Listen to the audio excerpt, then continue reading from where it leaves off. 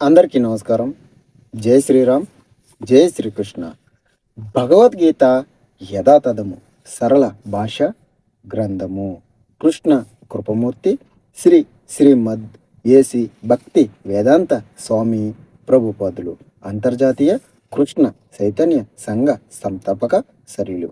భగవద్గీత అర్జున విషాదయోగం మొదటి అధ్యాయం. ఓం గురుభ్యో నమః. ఓం శ్రీకృష్ణ పరబ్రహ్మయే నమః. ఈ శ్లోకంలో చాలా ముఖ్యమైన అర్థాలు ఉన్నాయి. అవి ఇప్పుడు మనం తెలుసుకుందాం. శ్లోకం 24.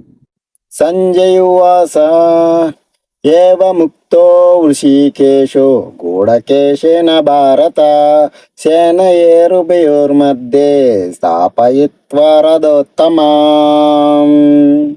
తాత్పర్యం: సంజయుడు పలికెను, ఓ భారత వంశీయుడా, అర్జునునిచే ఆ విధంగా సంబోధించబడిన వాడై శ్రీకృష్ణ భగవానుడు ఉత్తమమైన రథమును ఇరుపక్ష సేనల మధ్యకు నడిపాడు. భాష్యం: ఈ శ్లోకంలో అర్జునుడు గూఢకేశునిగా చెప్పబడినాడు. గూఢక అంటే నిద్ర అని అర్థము. నిద్రను జయించినవాడు గూఢకేశుడు అని పిలువబడతాడు. నిద్ర అంటే అజ్ఞానమని కూడా అర్థము. అంటే శ్రీకృష్ణునితో మైత్రి కారణంగా అర్జునుడు నిద్ర అజ్ఞానము రెండిటిని జయించాడు.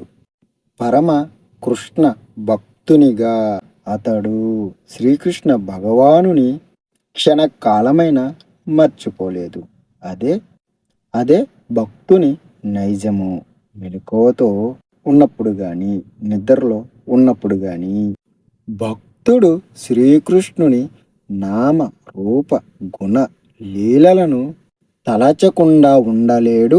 ఈ విధంగా కృష్ణ భక్తుడు కేవలము కృష్ణుణ్ణే నిరంతరము తలుస్తూ నిద్ర అజ్ఞానము రెండిటిని జయిస్తాడు. అదే కృష్ణ భక్తి భావన లేదా సమాధి అని పిలువబడుతుంది. ఋషికేశునిగా అంటే ప్రతి జీవి ఇంద్రియాలకు మనసుకు నిర్దేశకునిగా శ్రీకృష్ణుడు సేనల మధ్య రథం నిలపడంలో అర్జునుని ఉద్దేశాన్ని తెలుసుకోగలిగాడు. అందుకే అతడు ఆ విధంగా చేసి ఇలా పలికాడు,